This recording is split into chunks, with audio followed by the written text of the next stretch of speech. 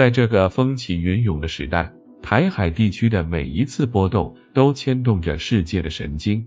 今天，我将以一位深度观察者的身份，带您走进那些鲜为人知的故事，用我的独特视角剖析台海关系的最新动态以及背后的深层逻辑。这不仅是一场信息的盛宴，更是一次心灵的触动。让我们一起揭开那些被误解与忽视的真相。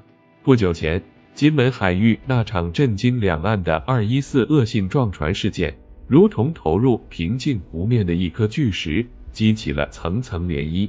在这起事件中，台湾海巡署的行为引发了广泛争议，而我作为一名长期关注两岸关系的自媒体博主，对此有着更为深刻的见解。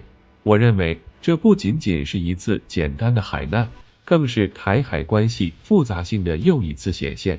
在这场撞船事件的后续处理中，台湾海巡署先是做出了道歉，并归还了遇难者遗体和渔船，看似是缓和了紧张气氛。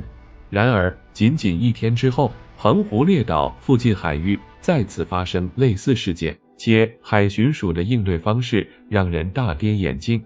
不顾对方渔船的稳定性，直接使用高压水炮攻击，企图强行登船。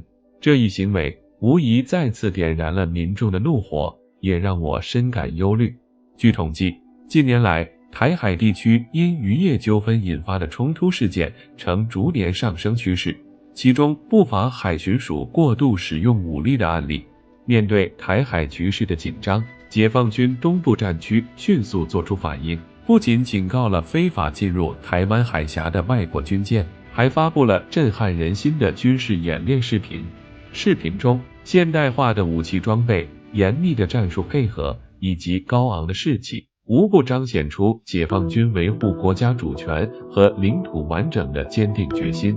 特别是那段跨越多个时间节点、规模宏大的演练画面，更是让全球观众为之震撼，也让台独势力感受到了前所未有的压力。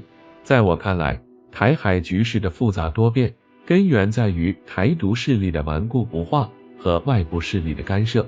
然而，无论形势如何变化，和平统一始终是两岸人心所向、大势所趋。正如那句老话所说，和平统一、一国两制是我们始终坚持的对台基本方针，也是实现国家完全统一的最佳方式。让我们将镜头转向澎湖列岛附近的那次碰撞。据官方数据显示，仅在过去5年内，该海域就发生了超过20起涉及两岸渔船的碰撞事件，每一次都伴随着复杂的法律纠纷与情感冲突。而此次事件中，台海巡署的暴力执法行为尤为引人注目。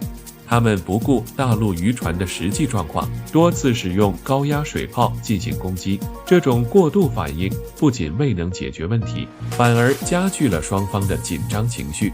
更让人深思的是，台海巡署的这种行为并非孤立。回顾2014年的广大兴28号事件，9名大陆渔民的鲜血至今仍让人心痛不已。那起事件不仅暴露了台海巡署在执法过程中的不当行为，更让国际社会对台湾当局处理两岸事务的能力产生了质疑。如此道歉后立即变本加厉的行为，无疑让诚意2字显得苍白无力。面对台海巡署的挑衅，大陆方面没有选择沉默。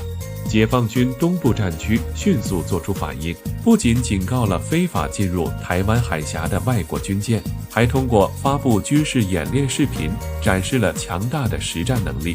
这一系列动作无疑是对台独势力和外部干涉势力的有力震慑。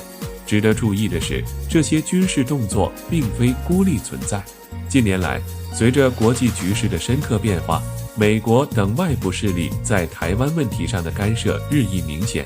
据不完全统计，仅过去1年，美国就多次派遣军舰穿越台湾海峡，挑衅意味十足。而大陆方面则以更加坚定的姿态回应，维护国家主权和领土完整的决心坚定不移。在我看来，当前的两岸关系正处于一个关键的历史节点上。一方面，台独势力的嚣张气焰已经到了不得不遏制的地步。另一方面，两岸民众之间的交流与融合也在不断加强。这种复杂而微妙的局面，要求我们既要坚持原则，捍卫主权，又要保持理性，寻求和平。我相信，在不久的将来，随着两岸经济文化的深度融合和民族认同感的不断提升，台湾问题终将得到妥善解决。而在这个过程中，我们每一个人都可以成为推动两岸关系和平发展的积极力量。感谢大家耐心聆听我的分享。在这个充满变数的时代里，每一个事件都值得我们深入思考和理性分析。希望我的观点能够为您带来一些启发和思考。如果您对这个话题有任何看法或想法，欢迎在评论区留言讨论，让我们携手共进，为两岸关系的和平发展贡献自己的力量。咱们下期节目再见，拜拜。